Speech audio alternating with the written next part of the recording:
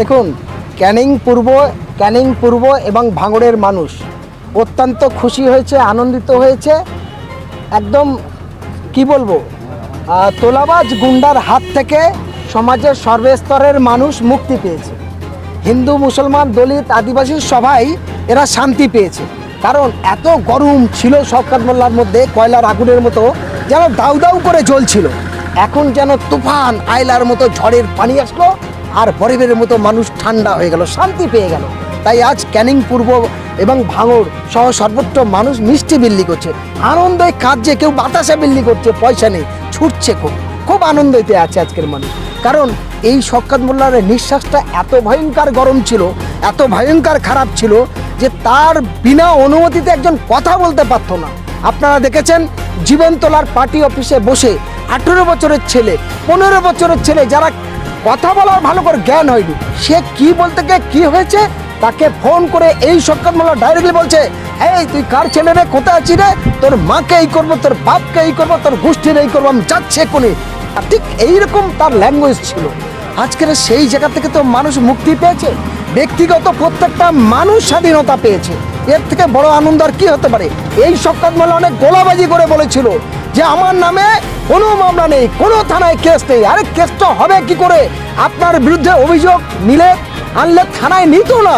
কোন থানায় আপনার বিরুদ্ধে অভিযোগ করবে সে কমপ্লেনই নিত না, আপনার হুঙ্কারে ছিল। কিন্তু এটা কি প্রশাসন তখন জানতো না যে নদীর চর হাজার হাজার একর বন্ধ করে পরেশ দাস আর শওকত মোল্লা লুট করেছে? এটা জানে না যে এখানে রাতারাতি বিরোধী দল করার অপরাধে ঘর ভেঙে সমান করে দিয়েছে, পুকুর করে দিয়েছে? তারা কি জানে না মানিক পাইকের মতো একজন নিরীহ মানুষকে খুন করেছে? তারা কি জানে না গেল পঞ্চায়েত নির্বাচনে এই শওকত মোল্লার নেতৃত্বে একটা বড় সংখ্যার মানুষ জোর করে ভয় দেখে নিয়ে গিয়ে ভাঙড় চৌমাথাতে দাউ দাউ করে 25 খানার গাড়ি জ্বলে গেল, কয়েকজনের প্রাণ গেল। এখানকার এই জীবনতলা থানার অধীনে রশিদ, তাকে জোর করে নিয়ে গিয়ে নিখোঁজ হয়ে গেল। আজ তার পরিবার ভেসে আছে। কে দায়ী হবে? দায়ী তো সম্পূর্ণ শওকত মোল্লা। তাই আজ বাংলার মানুষ নিঃশ্বাস পেয়েছে। তার পাপ কোনো দিন বাপকে ছাড়ে না। শওকত মোল্লার কথার, কাজে, ব্যবহার আর আচরণের মধ্যে সেটাই প্রমাণ হলো। তাই আমি বলবো রাজ্যের গোয়েন্দা বিভাগকে এবং ইডিকে বা এনআইএকে বা কেন্দ্র রাজ্য সরকারকে শওকত মোল্লার এই প্রেসিডেন্টে রাখলে হবে না। একে তিহার জেল অপেক্ষা করছে। তিহার জেলে পাঠালে তবে এরা মুক্তি পাবে, এবং এর সঙ্গে অন্য যে সমস্ত স্বৈরাচারী তারাও কিন্তু ডিম ছুঁড়ে মারছে তো অনেক ভালো জিনিস, ছেঁড়া জুতো কাদা গোবর মাখিয়ে নিয়ে ছুঁড়ে মারছে না, এটাই ওর কপাল ভালো। ডিম ছড়া তো অনেক ভালো, ফলে এরপরে আরও নোংরা জিনিস হবে এদের সঙ্গে। ফলে এখনও সময় আছে। শওকতের গোটা পরিবার, তার সঙ্গে যতগুলো হারমাদ্রা ছিল, দেশবাসীর কাছে হাত জোড় করে ক্ষমা চাওয়া উচিত। তাহলে মানুষ ক্ষমা করতে পারে। কারণ ক্যান্সারের থেকে ভয়ঙ্কর রোগ হলো হিংসা, আর সেই হিংসা ছড়িয়েছে এই শওকত মোল্লা এবং তার সঙ্গে যত তোলামূলের লোকেরা ছিল তারাই হয়েছে। হ্যাঁ, নবকলে তারা কিছু ওই তোলামূল্যা লক্ষ লক্ষ টাকা, আমাদের কাছে খবর আছে, প্রচুর টাকা দিয়ে নূতন করে নব বিজেপি হচ্ছে। আপনাদের মাধ্যমে বিজেপির রাজ্য নেতৃত্বের কাছে আমি আবেদন করব, ভালো করে যাচাই বাছাই করুন। কুলোইতে যেমন চাল ঝাড়ে, এরকম ঝেড়ে দেখুন যে এরা কারা, কোথায় ছিল। এরা আপনার ভোট দেয়নি, রাতারাতি টাকা দিয়ে আপনাদের কোনো নেতার সঙ্গে সেটিং করে এই নাম ভিড়িয়ে তারা কাম করতে চাইছে। ফলে ভয়ঙ্করই সাবধান, কারণ এরা দুমুখো, এদের কোনো জাত নেই, ধর্ম নেই। এই যারা অ্যান্টি সোশ্যাল, এরা রূপ ধারণ করে কালকের কিন্তু আবার মুখ পুড়বে। এই পড়া থেকে আপনারা সাবধান হবেন। একদম শাস্তি পাওয়া উচিত। পাপ কোনোদিন বাপকে ছাড়ে না, আর তারা যে পাপ করেছে সেই পাপের ফসল তাদের দিতে হবে, এটা আশা করছি। এবং রাজ্যের সমস্ত প্রশাসনিক ডিপার্টমেন্টের কাছে আবেদন, শওকতের সঙ্গে যে সমস্ত বাহিনীরা এই ক্যানিং পূর্বে এবং ভাঙড়ে বিভিন্ন জায়গায় যে তোলা আদায় করেছে, জমি দখল করেছে, মানুষকে মেরেছে, লুটেছে, 100 দিনের জব কার্ড সব তাদের কাছে ছিল, বিধবা ভাতা, বেকার ভাতা থেকে শুরু করে জমির পাট্টা থেকে শুরু করে সমস্ত নদীর চরের ফিশারি পর্যন্ত তাদের এখতিয়ারে, সবগুলো সঠিক নিরপেক্ষ তদন্ত হয়ে তাদের আইনের আওতায় এনে কঠিন সাজা দিক। এবং এখন পর্যন্ত তাদের মধ্যে একটা সংখ্যার বড় অংশের মানুষ, বিশেষ করে জীবনতলায়, তারা নববিধি সেজে আবার নূতন করে বিস্ফোরক ঘটনা ঘটাতে চাইছে। তাদের জন্য আমি প্রশাসনের দৃষ্টি আকর্ষণ করবো, চোখ কান খুলে রেখে তাদের বিরুদ্ধে সঠিক ব্যবস্থা গ্রহণ করবেন এই আবেদন। কথাটাই এতক্ষণ ধরে বলছিলাম, যারা বিজেপির সঙ্গে কোনো সম্পর্ক নেই, দলও করেনি, কিছু করিনি, আর যারা এই ধরনের অর্থগতিক ক্ষমতার পিছনে দৌড়ায়, তাদের কোনো নীতি হয় না, আদর্শ হয় না, সততা সভ্যতা থাকে না, মানুষকে ভালোবাসতে জানে না। তারা খালি সারা জীবন ক্ষমতা আর লোভ আর অর্থর দিকে ছোটে। ফলে বিজেপির হাল ধরে তারা নিজেদের স্বার্থ সিদ্ধি পূরণ করার জন্য ছুটছে। তাই আমি বিজেপির রাজ্য নেতৃত্ব, আদর্শবান মানুষ যারা, তাদের বলবো এই ভয়ঙ্করী রূপ, এদের থেকে একটু সাবধান হন। শওকত মোল্লার ভবিষ্যৎ হবে তিহার জেল, আর তার পরিবার হবে আবার ওই ডিব্বা বাজানো, লোকের দ্বারে ছোটা। কারণ পাপ বাপকে ছাড়বে। এই শওকত মোল্লার বাড়িতে 11খানা মেয়েকে লুকিয়ে রেখে সর্বনাশ করেছিল।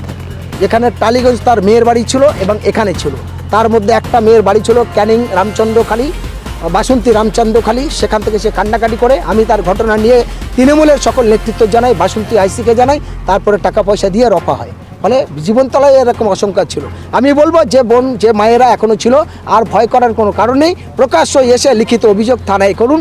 থানা যদি আপনাদের ব্যবস্থা না নেয়, আপনারা আমাদের সাথে যোগাযোগ করুন, বাকি আমরা দেখিয়ে দেবো কীভাবে কী করে। আইএসএফে কোনো এরকম ধরনের হারমাতকে নেওয়া হয়নি এখনও, এবং এরকম ধরনের গুন্ডা, তোলাবাজ যারা ক্রিমিনাল, তাদের আইএসএফে কেন কোনো ভালো এরকম ধরনের সংগঠনের জায়গা হবে না। কিন্তু শওকত মোল্লা যখন দাঁড়ায়, শওকত মোল্লাকে যখন টিকিট দিয়েছিল ভাঙড়ে, বেশ কিছু মানুষ বিক্ষোভ দেখিয়েছিল, গায়ের জেলের জন্য জীবনতলায়। কিন্তু শওকত মোল্লার ভাই এনআইএ হানা দিল আর কালকে গ্রেফতার করলো, সেই সব লোকগুলো গেল। তারা এখন ওই বললাম, তারা এখন কোনো রকম জঙ্গলে ছাওয়াইতে আরাম করছে। তারা পিঁপড়ে আর জোকের দিকে ভয় করছে না, এখন ভেবেছে সেটাই তাদের নিরাপদ, সেভাবেই তারা আছে। বেশ কিছু মানুষ এই ক্যানিং পূর্বে শওকত মোল্লা সহ তৃণমূল নেতাদের অত্যাচারিত। তারা থানায় আসাদের দূরের কথা, তাদের বিরুদ্ধে বলার মতো ক্ষমতা ছিল না। বর্তমানে তাদের উদ্দেশ্যে কি বার্তা দেবে?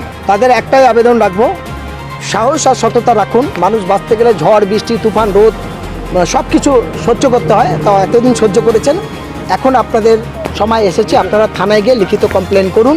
তারপরেও যদি কোনো সমস্যা থাকে আইনের দিক থেকে, নিশ্চিত আমাদের সঙ্গে যোগাযোগ রাখলে বা আপনাদের সঙ্গে যোগাযোগ রাখলে আমরা তাদের আইনি পরিষেবা সাহায্যটুকু দেব। এই যে শওকত মোল্লা মাত্র জীবনতলায় বাজে আর মানুষ মিষ্টি খাচ্ছে, এত আনন্দ। এই আনন্দটা এ কারণে, মানুষ স্বাধীনতা পেয়েছে।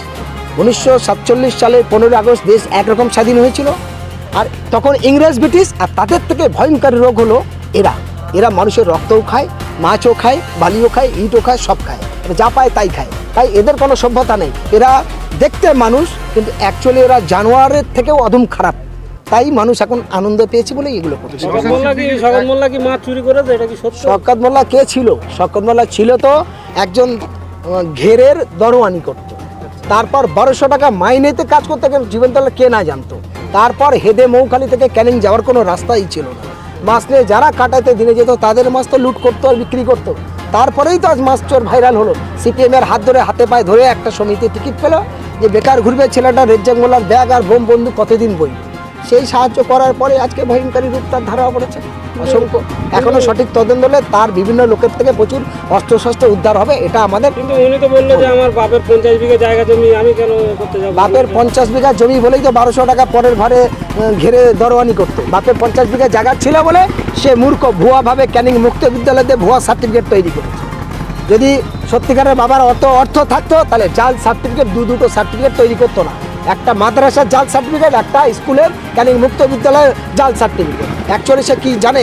এক পাতা ইংলিশ লিখে দেখাতো শওকত মোল্লা এমএলএ হিসাবে, যে সে কী করতে পারে, তবেই আমি জানবো সে সব কিছু জানে। শাহজাহান মাস্টারের কাছে টিউশনি পড়তো শেখার জন্য পড়ে, সব কিছু ইতিহাসটা আমরা জানি। ফলে ও আর এই শাক দিয়ে মাছ ঢাকা দেওয়া যাবে না।